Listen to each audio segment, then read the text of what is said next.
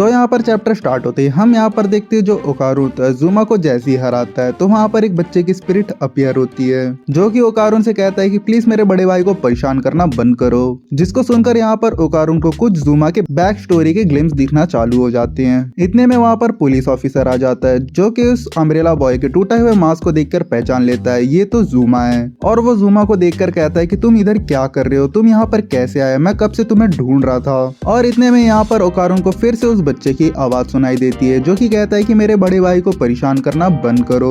और यहीं से बैक स्टोरी स्टार्ट होता है। तो यहाँ पर हम देखते हैं एक जो लेडी होती है कोई डेड बॉडी के सामने बैठकर रोते रहती है और उसके बाजू में दो बच्चे खड़े होते हैं। और इतने में यहाँ पर सीन शिफ्ट होता है ऑफिस की तरफ। यहाँ पर हम देखते हैं जो लेडी होती है वो उन ऑफिसर से लड़ते रहती है, कहती है कि तुम्हारे ओवरवर्क की वजह से यहाँ पर एक इंसान की मौत हो चुकी है। तो यहाँ पर जो ऑफिसर्स होते हैं वो उल्टा ब्लेम उस आदमी पर ही डालते रहते हैं कि उसने ही कहा था कि मुझे ओवरवर्क करना है, हमने तो उसे मना करके रखा था, फिर भी वो खुद ही से कर रहा था ये चीज। इनकी ऐसी लड़ाई देखकर यहाँ पर जो बड़ा भाई होता है अपने छोटे भाई का कान ढक देता है ताकि वो ये बातें सुन ना सके। इतने में वो लेडी कहती है कि एक आदमी मर चुका है और तुम लोग उसी पे ब्लेम डाल रहे हो। फिर इतने में यहाँ से ऑफिस से सीन कट होकर घर की तरफ जाता है जहाँ पर हम देखते हैं यहाँ पर जो दो लोग होते हैं वो अपने घर का भाड़ा मांगने आए होते हैं उस लेडी से और उसे धमकाते हुए कहते हैं कि जल्दी हमारे घर का भाड़ा हमें वापस करो वरना इस घर से निकल जाओ। ये बातें सुनकर यहाँ पर जो लेडी होती है उनसे माफी मांगते रहती है और कहती है कि मैं तुम्हारे पैसे वापस कर दूंगी। तो यहाँ पर जो घर मालिक होता है वो कहता है कि मुझे नहीं पता, तुम इस घर को जल्दी से खाली करके यहाँ से निकलो।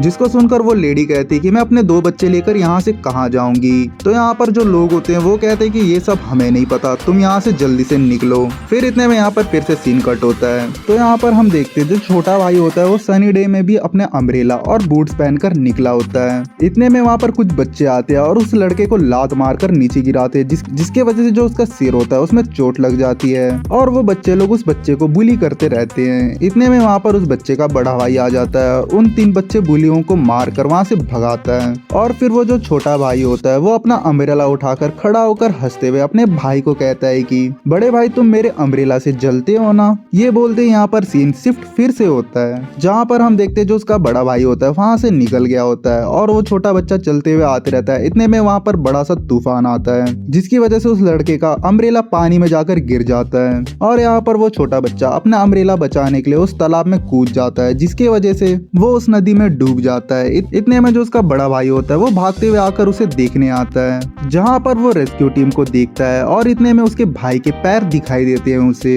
जिसको देखकर वो समझ जाता है कि आखिर उसके भाई के साथ अभी क्या हुआ है यहाँ पर। इतने में यहाँ पर फिर से सीन कट होता है और घर की तरफ दिखाया जाता है जहाँ पर माँ बेटा दोनों अपने छोटे बेटे को लेकर उसकी मौत का शोक मनाते रहते हैं। जहाँ पर उसका बड़ा भाई उसके छोटे भाई को याद करते रहता है उसके रेन बूट्स पकड़कर। फिर यहाँ पर फिर से सीन कट होता है जहाँ पर हम देखते हैं जो उसकी माँ होती है अपने बड़े बेटे को लेकर एक पार्क में जाती है जहाँ पर ये लोग फुल एंजॉय करते हैं। जहाँ पर जो जुमा होता है वो चॉकलेट्स एंड ऑल सब कुछ खाता है वहाँ पर और आइसक्रीम के साथ दिन को एंड करता है। और यहाँ पर रात के ये दोनों माँ बेटे फायर शॉट्स को देखकर एंजॉय करते रहते हैं। इतने में यहाँ पर जो उसकी माँ होती है अपने बेटे को लेकर वहाँ से निकल जाती है मेट्रो की तरफ। तो यहाँ पर एक ट्रेन आगे आते रहता है जिसको देखकर यहाँ पर उसकी माँ होती है अपने बच्चे को खींचकर ट्रेन के सामने कूदने की कोशिश करती है जिसको देखकर यहाँ पर जो जुमा होता है फुल्ली ट्रॉमेटाइज हो जाता है उसकी माँ की फेस को देखकर और वो अपनी माँ के हाथ से अपना हाथ छुड़ाने की कोशिश करता है। जहाँ पर उसका हाथ छूटते उसकी जो माँ होती है ट्रेन के सामने कूदकर खत्म हो जाती है। इतने में फिर से सीन शिफ्ट होता है जहाँ पर हम जुमा को देखते हैं जो कि एक ऑर्फनेज पे आया होता है। तो यहाँ पर वहाँ के कुछ बच्चे होते हैं जो कि जुमा को पसंद नहीं करते हैं और उसे बुली करते रहते हैं। तो यहाँ पर जो जुमा होता है अपने हक के लिए उनसे लड़ाई करते रहता है लेकिन वो खुद मार खाते रहता है। इतने में उसे पड़ा हुआ एक कीटा दिखता है जिसे उठाकर वो उन्हें मारने की कोशिश करता है और इतने में यहाँ पर सीन फिर से कट होता है। तो यहाँ पर सीन इसलिए इतनी जल्दी कट हो रहे क्योंकि यहाँ पर जो राइटर है हमें सोचने का मौका दे रहा है ताकि उस सीन को लेकर हम सोच सके कि आगे क्या हुआ होगा इसके बाद। इतने में यहाँ पर हम देखते हैं जो टीनेज जुमा होता है गैंग वॉर में लड़ते रहता है लोगों से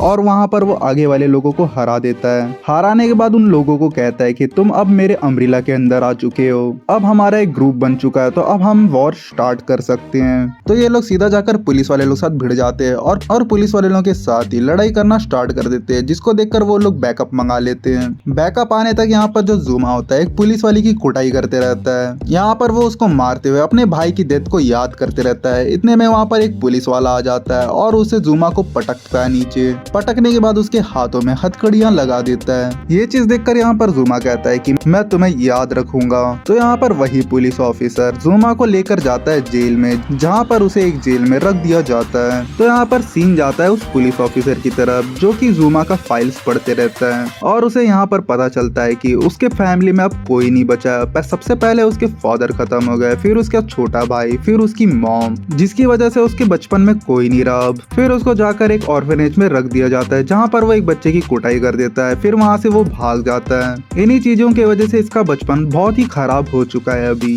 तो यहाँ पर जो दूसरा पुलिस ऑफिसर होता है वो कहता है कि अभी के लिए तो वो जेल पे जा चुका है, थोड़े टाइम बाद वो ठीक होकर बाहर आ जाएगा आखिर। तो यहाँ पर जो पुलिस ऑफिसर होता है वो कहता है कि उसके बाद क्या फिर उसका। तो यहाँ पर दूसरा पुलिस ऑफिसर होता है वो कहता है कि मुझे नहीं पता उसके बाद उसके साथ क्या होगा, क्या पता उसे लोकल गवर्नमेंट कुछ सपोर्ट दे दे 18 साल के होने तक का, फिर उसके बाद वो बाहर आ जाएगा जेल से। फिर इतने में यहाँ पर फिर से सीन शिफ्ट होता है जहाँ पर हम देखते हैं जो जुमा होता है अपनी जेल की सजा काट लिया होता है और उसके सामने वही पुलिस ऑफिसर आकर खड़ा होता है और वो पुलिस ऑफिसर जुमा को अपने घर लेकर जाता है। जैसे वो घर लेकर आता है वो जुमा को अंदर आने को कहता है। तो यहाँ पर जो जुमा होता है पुलिस ऑफिसर को देखकर कहता है कि तुम मेरे साथ कोई खेल खेल रहे हो क्या। तो यहाँ पर जो पुलिस ऑफिसर होता है वो कहता है कि मैं आपसे तुम्हारा गार्डियन बन चुका हूँ और तुम अब से मेरे साथ ही रहने वाले हो इस रूम में। जिसको सुनकर यहाँ पर जुमा कहता है कि तुम्हारे जैसे इंसान के साथ कौन रहना पसंद करेगा। ये बातें सुनकर यहाँ पर पुलिस ऑफिसर कहता है कि तुम्हारी माँ के साथ रह के भी तुम कौन सा खुश थे। भाई ये तो इमोशनल डैमेज दे दिया यार। जिसको सुनकर यहाँ पर जुमा को गुस्सा आ जाता है और वो मारने के लिए पुलिस ऑफिसर की तरफ बढ़ता है, लेकिन यहाँ पर जो पुलिस ऑफिसर होता है जुमा को नीचे की तरफ पटक देता है पकड़कर और उसके बाद कहता है कि मुझे मारने के बारे में अपने सपने में सोचना। इतने में यहाँ पर सीन फिर से शिफ्ट होता है जहाँ पर हम देखते हैं जो जुमा होता है सोते हुए अपने फैमिली के बारे में सोचते रहता है। इतने में यहाँ पर पुलिस ऑफिसर आ जाता है और जुमा को तकिया मारकर उठा देता है और कहता है कि जल्दी उठ जाओ 5 बज चुके हैं। और फिर थोड़ी देर में ये लोग फिर ब्रेकफास्ट करने के लिए बैठ जाते हैं जहाँ पर ये लोग प्रेयर करते खाना खाने से पहले। प्रेयर तो सिर्फ यहाँ पर अपना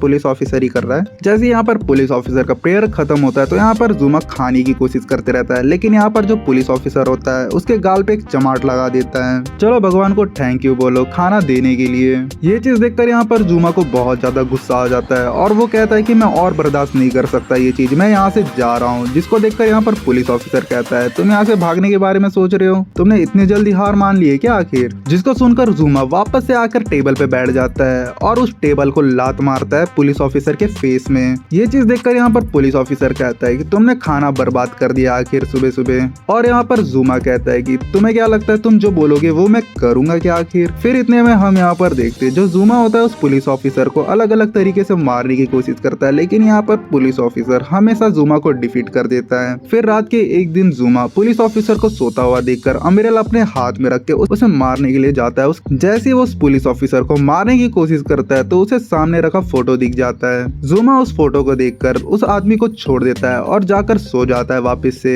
फिर यहाँ पर सीन शिफ्ट होता है जहाँ पर सुबह होते ही यहाँ पर जो जुमा होता है खाना खाते हुए उस पुलिस ऑफिसर से पूछता है तुम्हारी तो एक फैमिली है तुम लेकिन मेरे साथ क्या कर रहे हो आखिर। तो यहाँ पर जो पुलिस ऑफिसर होता है वो कहता है कि मेरी फैमिली अब खत्म हो चुकी है। एक सुबह जब मेरी वाइफ मेरी बेटी को स्कूल छोड़ने के लिए जा रही थी तो एक मेंटल इंसान आकर उन्हें मार दिया, वो भी अपने चाकू लेकर। जब हमने उस क्रिमिनल को पकड़ा तब मैंने उससे पूछा तुमने मेरी वाइफ को क्यों मारा आखिर। तो यहाँ पर वो क्रिमिनल कह रहा था कि वो इस सोसाइटी को लेकर बहुत ही ज्यादा हेट करता है। इस सड़ी हुई दुनिया में जिसे भी वो हैप्पी देखता है वो उसे मारने की कोशिश करता है, क्योंकि जो दर्द वो फील कर रहा है वो आगे वाले भी फील करे उसी दर्द को। ये बातें सुनकर यहाँ पर पुलिस वाला जुमा को कहता है कि उस टाइम पे तो मुझे लगा कि शायद मुझे इस इंसान को मार देना चाहिए और इस ड्यूटी से संन्यास लेकर खुद को भी खत्म कर लेना चाहिए, लेकिन जब भी मैं उस इंसान को मारने के लिए जाता था तब मुझे वहाँ पर अपनी बेटी का चेहरा दिखाई देता था। तब मेरी बेटी मुझे देखकर कहती थी कि पापा मैं आपके जैसा बनना चाहती हूँ बड़ी होकर, आप मेरे लिए एक हीरो हो, आप ही एक जस्टिस के मूर्ति हो, बड़ी होकर मैं आपके जैसा एक ऑफिसर बनना चाहती हूँ। इतने में पुलिस ऑफिसर जुमा को फिर से कहता है कि उस क्रिमिनल ने मुझसे कहा था कि इस सड़ी हुई दुनिया से कोई भी उम्मीद नहीं लगाई जा सकती। तो यहाँ पर पुलिस ऑफिसर खुद से कहता है कि अगर हम अपने खोए हुए लोगों को भूल जाएंगे तो इस दुनिया में रहना और भी ज्यादा मुश्किल हो जाएगा और मैं इस बेकार दुनिया से बिल्कुल भी हार नहीं सकता, इसीलिए मैंने तुम्हें अपने घर पे रखा है जुमा। और यहाँ पर वो जुमा को कहता है कि इस दुनिया में जीना शायद मुश्किल हो सकता है लेकिन हमें कभी अपना काइंडनेस और कंपैशन को भूलना नहीं चाहिए। तुम एक अच्छी जिंदगी जी सकते हो और मैं तुम्हें हमेशा प्रोटेक्ट करूंगा। इतने में यहाँ पर जुमा कहता है कि मैं कभी अपने बचपन की यादों को कभी भूल नहीं सकता। मेरे माँ बाप और मेरे भाई खत्म हो चुके हैं अभी, और मैं जब स्कूल जाया करता था तब मेरी गरीब होने की वजह से लोग मुझे बुली करते थे, और जो मेरी खुद की माँ है उसने मुझे मारने की कोशिश की है। आखिर इस सोसाइटी में कौन था जो मेरी मदद करता? उस टाइम पे किसी ने भी मेरी मदद नहीं करी है। ये बातें बोलकर जुमा वहाँ से बाहर निकल जाता है और अपने भाई के डेथ वाली प्लेस पर पहुंचकर खड़ा हो जाता है और सोचते रहता है अपने भाई के बारे में। इतने में वहाँ पर 3 बच्चे आकर एक बच्चे को बुली करते रहते हैं, जिसको यहाँ पर जुमा कम्प्लीटली इग्नोर करते रहता है अपने ख्यालों की वजह से। और वो उस मरे हुए मेंढक को देखकर अपने फैमिली के मरे हुए मौतों को देखकर सोचते रहता है साथ में। यही चीजें सोचते सोचते वो चलते हुए आगे की तरफ जाता है। इतने में हम यहाँ पर देखते हैं तो यहाँ पर जो 3 बच्चे होते हैं वो एक बच्चे को परेशान करते हुए उसका सामान को पानी में फेंक देते हैं। तो यहाँ पर जो बच्चा होता है अपने सामान को बचाने के लिए पानी में कूद जाता है, जिसको देखकर यहाँ पर जुमा अपने भाई के ख्यालों की वजह से ट्रॉमेटाइज हो जाता है और वहीं पर खड़ा हो जाता है, और वो बच्चा वहाँ पर डूबने लगता है, जिसको देखकर वो बाकी बच्चे होते हैं वहाँ से भागने की कोशिश करते रहते हैं और आजू बाजू हेल्प के लिए लोगों को देखते रहते हैं। लेकिन इतने में यहाँ पर जो पुलिस वाला होता है वो अपना साइकिल लेके वहाँ पर पहुंचता है और साइकिल को साइड में फेंक कर पानी में कूद जाता है उस बच्चे को बचाने के लिए, और वो उसे उठाकर पानी के सरफेस पे लाता है। उस बच्चे को बचाते हुए यहाँ पर वो अपनी बेटी की बातों को सोचते रहता है, जहाँ पर उसकी बेटी कहती है कि आप मेरे हीरो हो पापा। और इतने में वो पुलिस वाला उस बच्चे को पानी की सरफेस की तरफ धक्का देते रहता है ताकि वो सांस ले पाए पानी के ऊपर। ये चीज देखकर जुमा पुलिस ऑफिसर की तरफ भागते हुए जाता है और भागते हुए चिल्लाता है कि और नहीं, और लोग नहीं मरना चाहिए, और भी मौतों को मैं बिल्कुल भी देख नहीं सकता। इतने में यहाँ पर जुमा के सामने उसके छोटे भाई की स्पिरिट अपीयर होती है और वो जुमा को कहती है कि बड़े भाई आप मेरे अम्ब्रेला से जलते हो ना। देखते ही देखते जो उसका भाई होता है एक योकाई में कन्वर्ट हो जाता है और वो जुमा को अपना अम्ब्रेला दे देता है, जिसकी वजह से यहाँ पर जो जुमा होता है उस अम्ब्रेला की पावर को यूज कर उस पुलिस ऑफिसर को बचा लेता है उस नदी से। फिर थोड़ी देर में जो पुलिस ऑफिसर होता है अपने मुंह से पानी निकाल कर उठकर खड़ा हो जाता है और वो उस बच्चे को देखता है कि वो बच्चा बचा है कि नहीं। जैसे वो बच्चे को देखता है और जमीन पर लेट जाता है और कहता है कि थैंक यू। फिर इतने में यहाँ पर फिर से सीन शिफ्ट होता है और जो पुलिस वाला होता है वो जुमा से पूछते रहता है कि आखिर तुमने मुझे बचाया कैसे। तो यहाँ पर जो जुमा होता है वो कहता है कि मैं तुम जैसे इंसान को तो कभी भी नहीं बताने वाला कि मैंने तुम्हें कैसे बचाया है। जिसको सुनकर यहाँ पर जो पुलिस वाला होता है वो रहने दो बोलकर बोलता है कि अगर कोई भी इंसान अगर पानी में डूब रहा हो तो उसे 10 सेकंड से पहले उसे सरफेस की तरफ लाना चाहिए, जिसकी वजह से जो पानी है उसके मुंह के अंदर नहीं जाएगा और उसके बचने के चांस थोड़े बढ़ जाएंगे। और ये लोग ऐसे ही बात करते करते जुमा के फैमिली के ग्रेव के सामने पहुंच जाते हैं, जिसको देखकर यहाँ पर जुमा पुलिस ऑफिसर को थैंक यू बोलते रहता है और वो कहता है कि तुमने बहुत अच्छा ग्रेव बनाया है। और ये लोग वहाँ पर बैठकर उस ग्रेव की पूजा करते हैं। पूजा करने के बाद यहाँ पर जो जुमा होता है वो कहता है कि हमारे पास कभी इतने पैसे नहीं थे जिससे हम अपने छोटे भाई को खुश कर सकें, इसलिए जो भी चीजें मुझे मिलती थी वो चीजें मैं अपने भाई को पास ऑन कर दिया करता था। फिर लेकिन एक दिन मेरी मॉम ने मेरे छोटे भाई के लिए एक अम्ब्रेला और रेन बूट्स लाकर उसे गिफ्ट दिया था, जिसको देखकर वो बहुत ही ज्यादा खुश था। वो आखिर इतना खुश था कि वो सनी डेज के दिन भी वो अम्ब्रेला और रेन बूट्स को पहनकर घुमा करता था, जिसकी वजह से उसे बहुत ही ज्यादा खुशी मिलती थी। लेकिन किस्मत का खेल ही कुछ ऐसा था जिसकी वजह से जो मेरा छोटा भाई था वो मेरे से पहले खत्म हो गया। शायद मुझे अभी भी लगता है कि उसके जगह मुझे मरना चाहिए था, जिसके वजह से मॉम को थोड़ा कम दुख पहुंचता। लेकिन क्या करें, मॉम के प्यार के लिए मैं काफी नहीं था, जिसकी वजह से मेरी मॉम ने मुझे मारने की कोशिश की। मुझे अभी भी लगता है उस टाइम पे मुझे मर जाना चाहिए था मेरे भाई की जगह पे।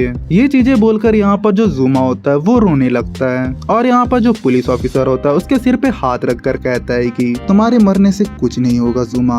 ये बोलते ये लोग अपने न्यू लाइफ की जर्नी स्टार्ट कर देते हैं यहाँ से।